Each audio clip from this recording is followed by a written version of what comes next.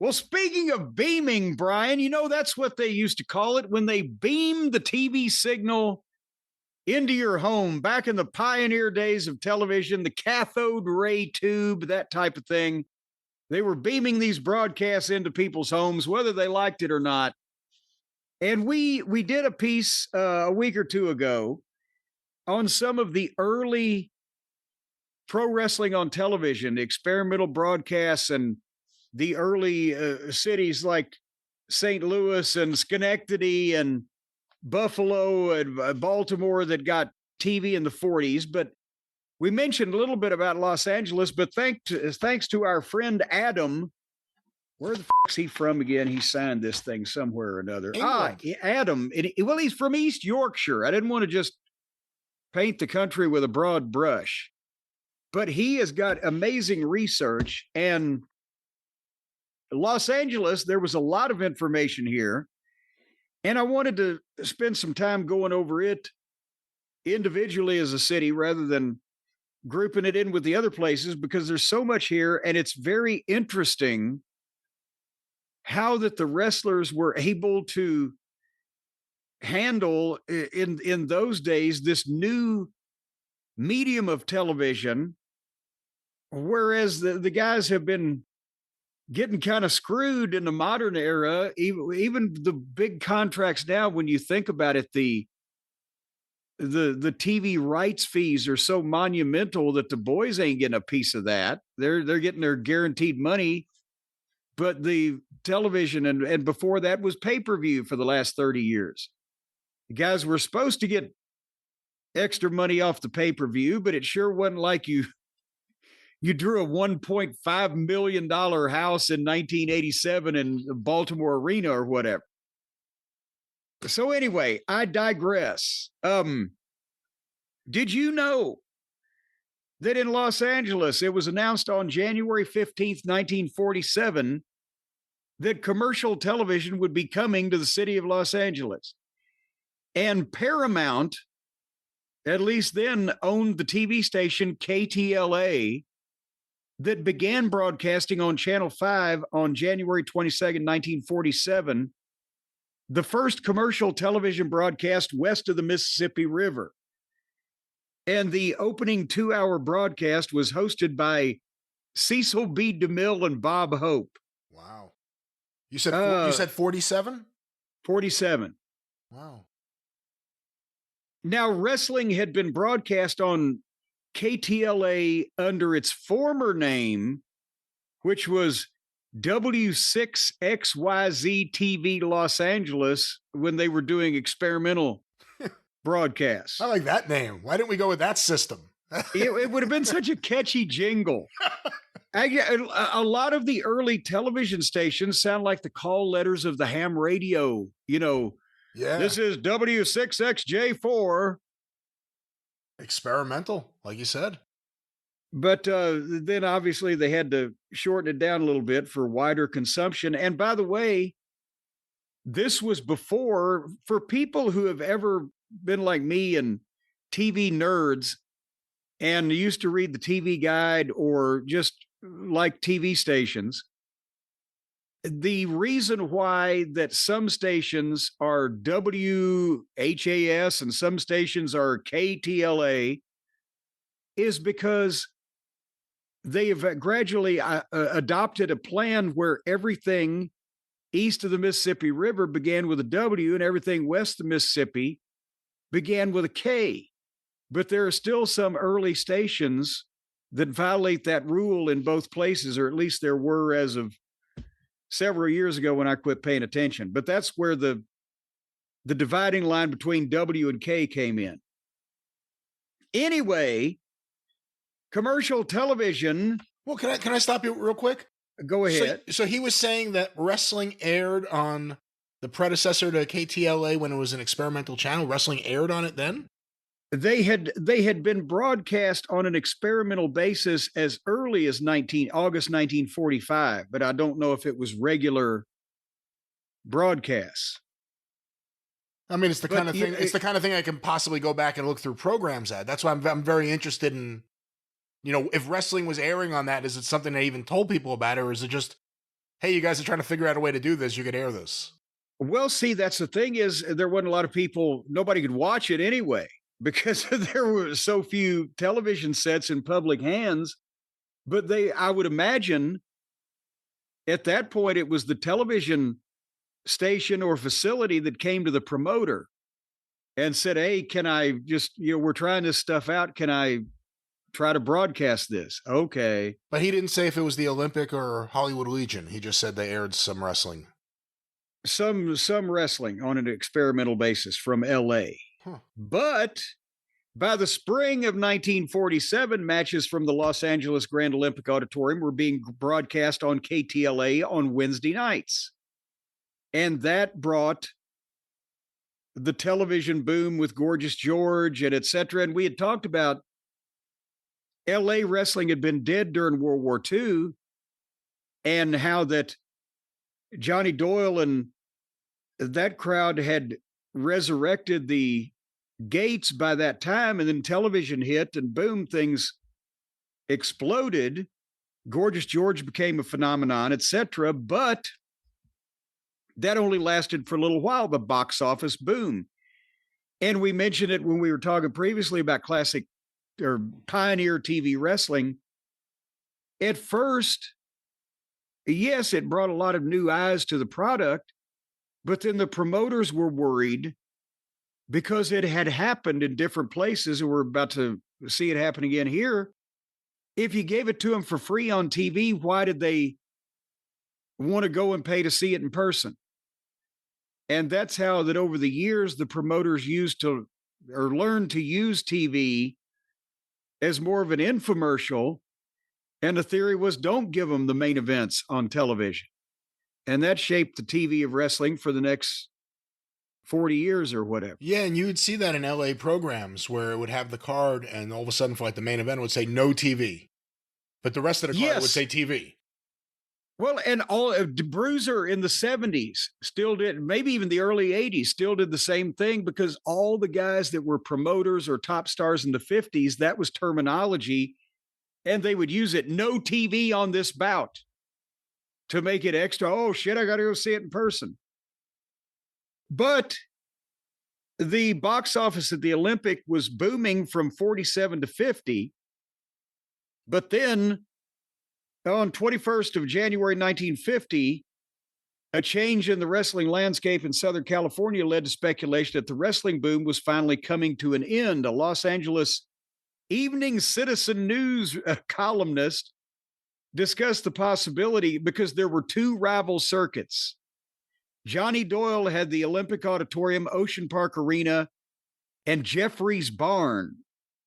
And Hugh Nichols was the one booking the shows at Hollywood Legion Stadium and San Diego Coliseum. And obviously Hollywood Legion Stadium was a site of one of the national broadcasts, or one that would evolve into a national broadcast also.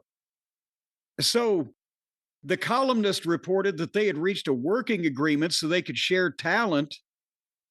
And the reason that Doyle said they made that move, so that we could counterbalance the effects of the downward movement, the television situation, which is knocking the dickens out of our box office.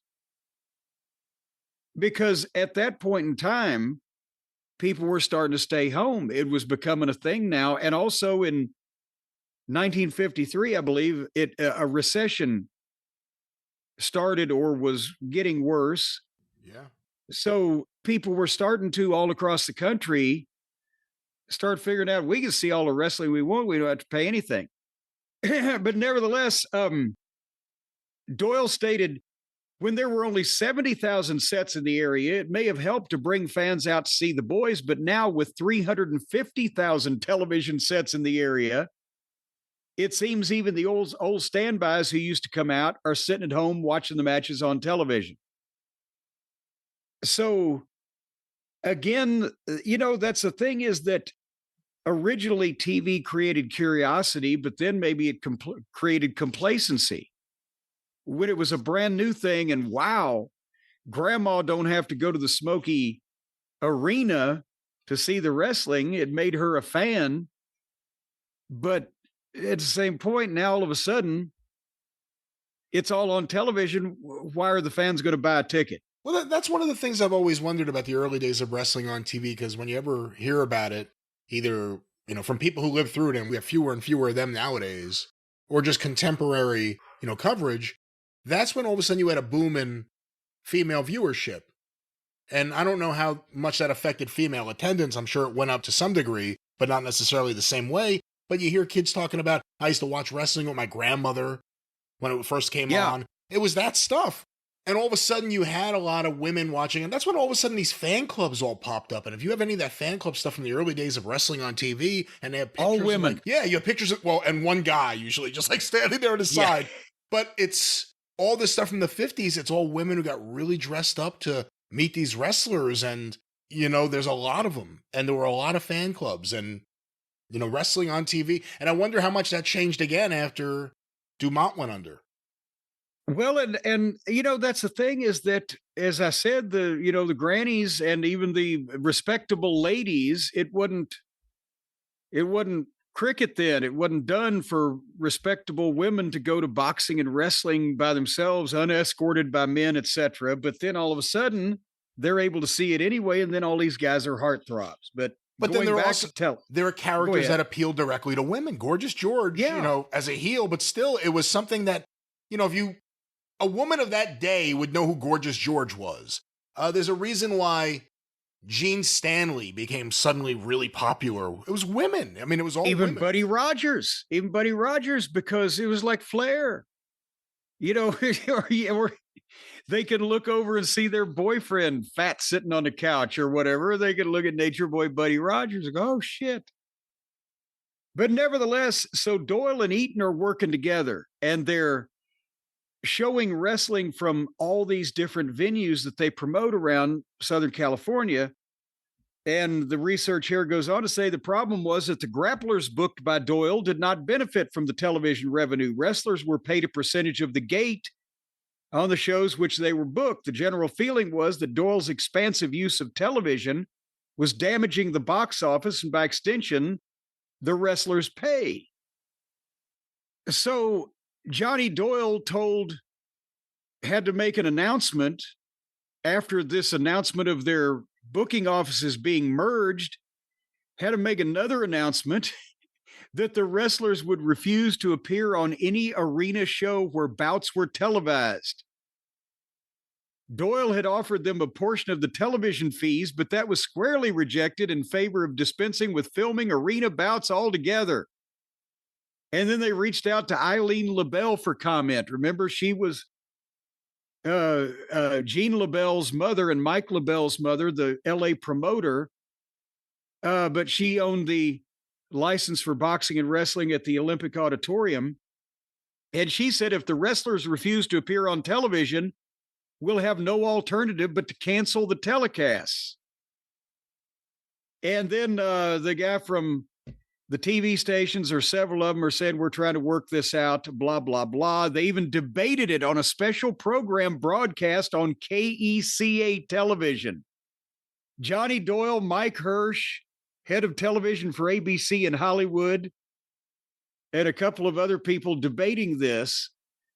So basically, Doyle was going to miss out on large amounts of television revenue. The wrestlers were going to lose out on bookings or lose out on, some type of money.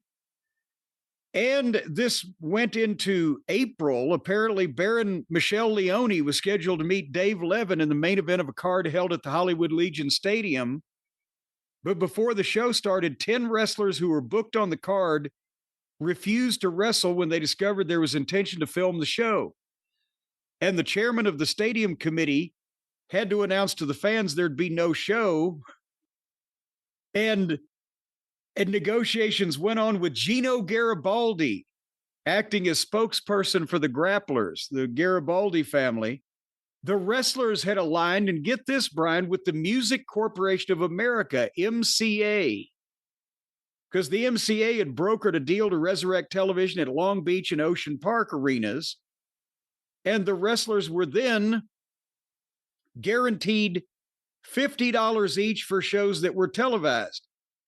On the other hand, Hugh Nichols paid a $48.50 dividend to be shared among all wrestlers on the card if the gate was under $1,000.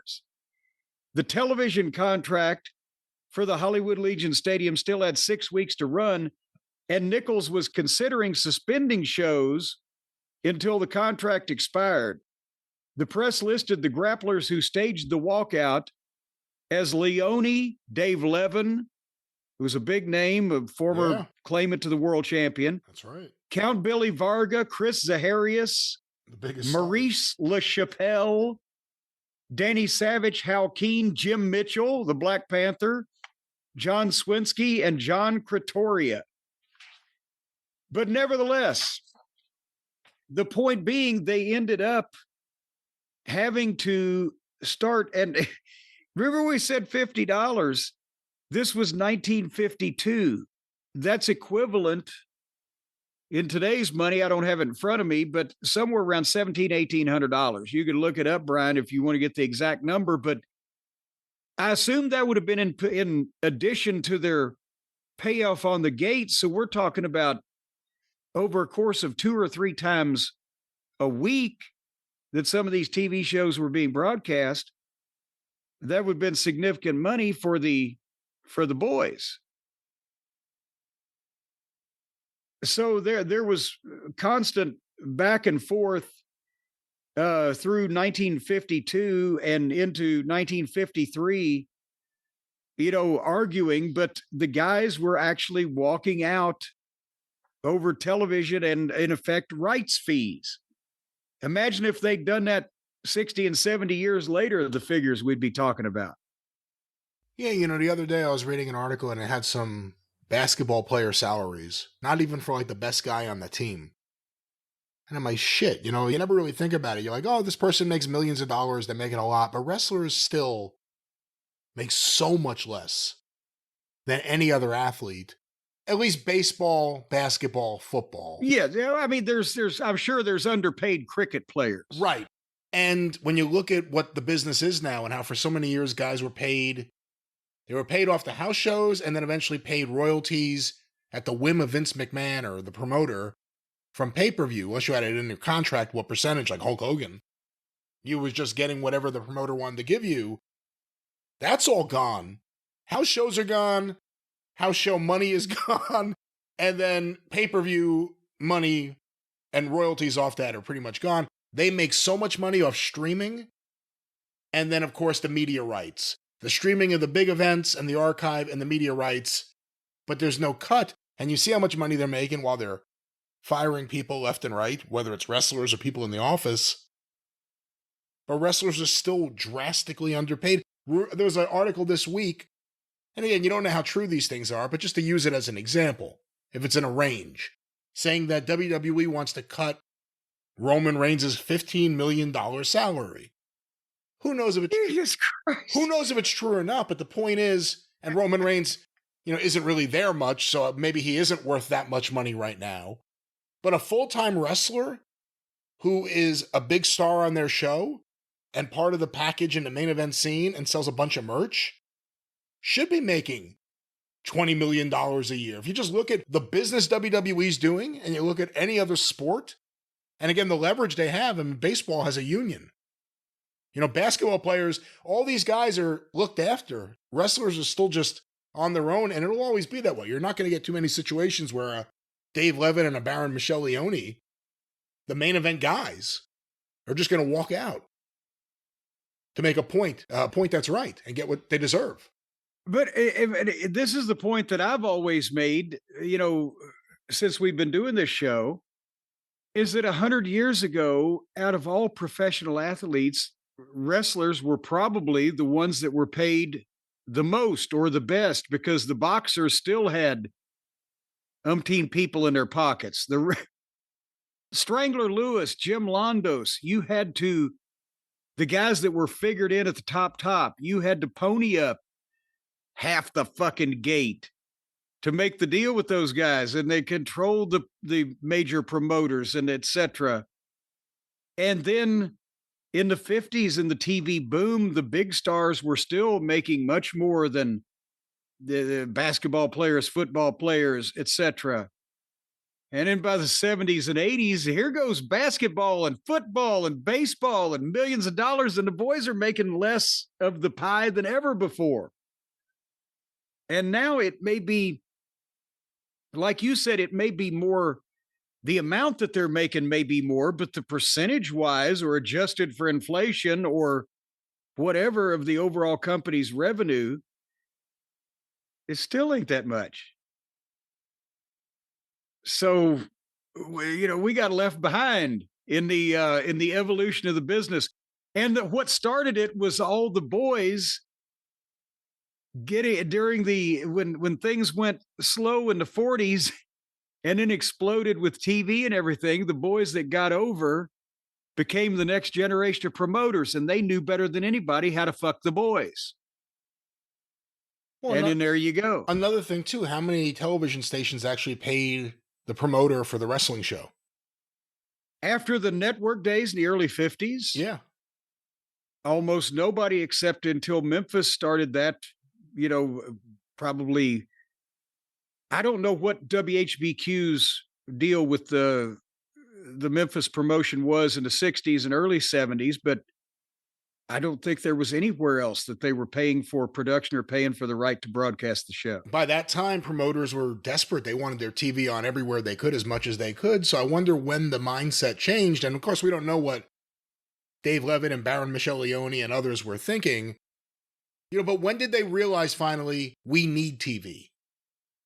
Well, when they figured out how to use TV, then the boys stopped. At first, TV was causing people to stay home and hurt the gates, and the boys were making less money. That's why they were up in arms there. And back then, I think I've seen Fred Kohler may have had a $75,000 a year contract with the network, but in the early Fed, that'd be $1 million today to broadcast the show. But once they started figuring out how to use TV as an infomercial with a studio show and interviews selling the matches at the arena that you couldn't see on TV, then the boys all wanted to be on fucking TV because that was what you used to sell your match and draw more money at the houses. And that's how then the promoters, who were most of them were the ex-boys. Brian, you know this, you didn't get paid for TV. If you were a star on top of the territories, the amount that you got paid to do the actual TV show ranged from nothing to $60. Because the deal was that the promoters said, well, we're giving you all this airtime at no charge to you for promotion, so you can go out and sell tickets to your matches. And in Memphis TV, the job guys got $25. The guys on the regular roster got nothing. In Mid-South, at the time I was there, you got, goddamn, was it $40 or $60 for a TV taping, which basically covered your room at the Alamo Plaza in Shreveport and gas. Crockett was at $60. All those Crockett Promotions TV shows where it's the Midnight Express versus Garvin and Wyndham or Ric Flair versus fucking whoever, unless you were the advertised dark match in the Spartanburg Memorial Auditorium that night, they got a payoff, which was almost all the money because that was the match that was advertised. But even if you had a main event match on Mid-Atlantic television, you still got the $60. And so it was the antithesis of making money from television was in the 70s and 80s during the territory days, when all the top guys did TV almost for free in order to be able to draw money at the houses. And now they just give the house, we don't give a shit about a house, just put us on TV. Does it make any sense, Brian?